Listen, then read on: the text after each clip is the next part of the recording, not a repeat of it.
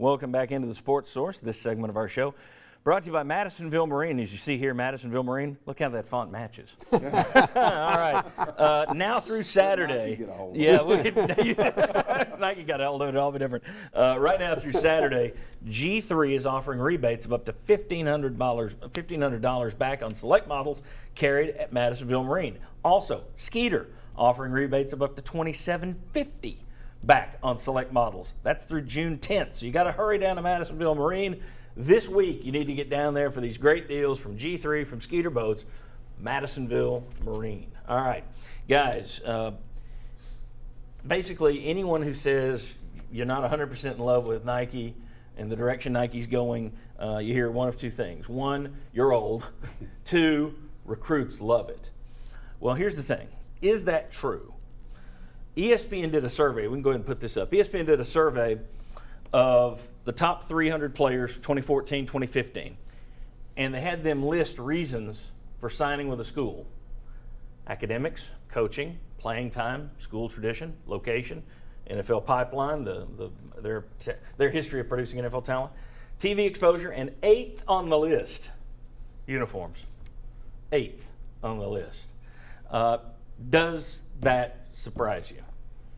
With all the emphasis that's being put on, the kids signed for these uniforms.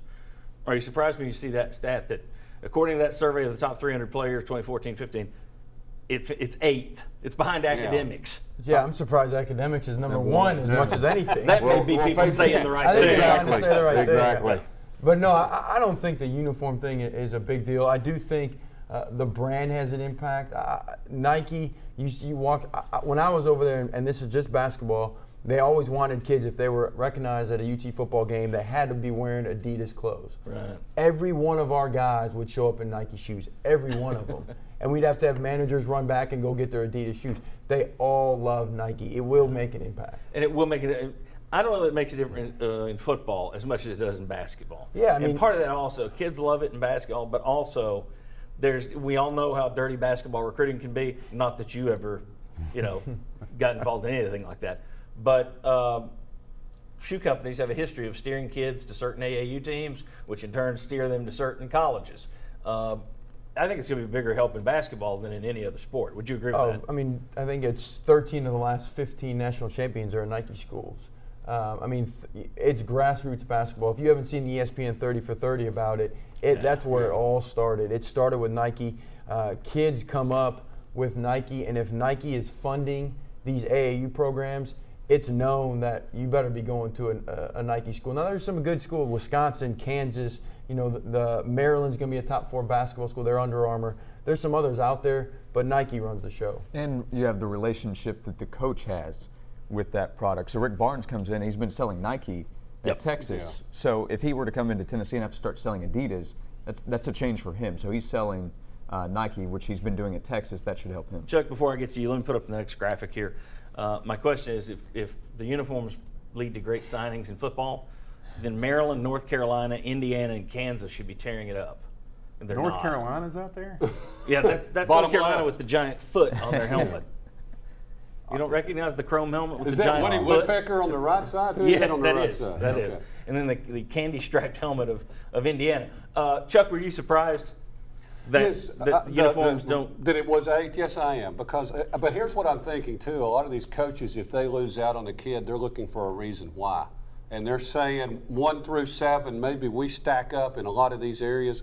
LSU with those good-looking uniforms, maybe they're getting, that's the way I think the coaches think. So that's the one thing we can shake up, because a lot of these universities are going to have great academics. They're going to have really nice facilities. They're going to be across the board really similar in that. Where I think it helps you is getting a kid initially interested. Now, I don't think you have to have Nike. For all the people that are bagging Adidas, I don't think I ever got rid of Adidas. Adidas was terrible. I'm pretty sure Tennessee just had 2 top 10 recruiting classes in a row with Adidas, not Nike. You may get kids to give a second look when you run out your smoky gray, but you're still going to be able to recruit the kid. You're still going to have a good product to sell. Right. I mean, I think that it probably weighs heavier, not in why somebody picks a school, but it may be like a business card. All right, it's a little like a business card. If you've got a bland business card, it's not going to stand out from your competition. But if you've got some kind of funky business card, okay, you might look down at your desk and say, what guy am I going to call for this job? Oh, here's the one that's pink, silver, magenta, and green. Let's go with this. I think that's where you may see the impact of uniforms in football, is you may get initial interest from a player. Yeah, there's something to it, but how much can you really sell it? How much can Tennessee sell smoky gray? Because UCLA can sell its gray. Everybody. Louisville sells its gray. So that they have the same look with their uniforms. That so was exactly almost what- everybody's doing it at this point. Yeah. That's what I was going to say. When everybody does it, this edge is lost. So the question to me becomes, where do you go from here? Oh, everybody's got gray, can't have that. Then what do you do? And here's the thing, as far as me looking at it from the fans' perspective, and I don't like it, but that's a fan's perspective.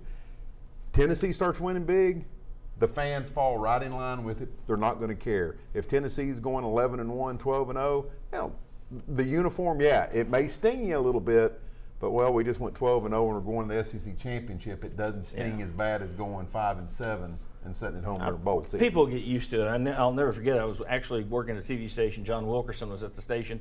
Denver Broncos unveiled those uniforms that at the time, they're still wearing them today, but at the time, it looked like something out of science fiction. Well, 20 years down the road, we're used to it. Yeah. So I'm sure Tennessee fans will get used to whatever they run out there. The one thing I would point out, though, is since everybody is doing, everybody wants all white, all black or gray, and all of their school colors. Since everybody wants, what I don't understand is Tennessee has a unique color. No one else has their color. So why not just stick with your unique color? But it is clear that Tennessee's going to be a 3-color school now. I mean, we'll talk about that in overtime later today online, that the days of orange and white are done. You're now orange and white and gray. Do fans like that or not? Do we like that or not? When we come back, a lot of football news next, some roster moves, and a reason Bob Keffling might be worried about the fall. We'll explain. Come on back on the Sports Source. From East Tennessee to the Carolinas, no job is too big for Benedict Construction. Patios and decks, custom remodels, even custom homes. With a reputation for excellence, rely on the custom work of Benedict Construction.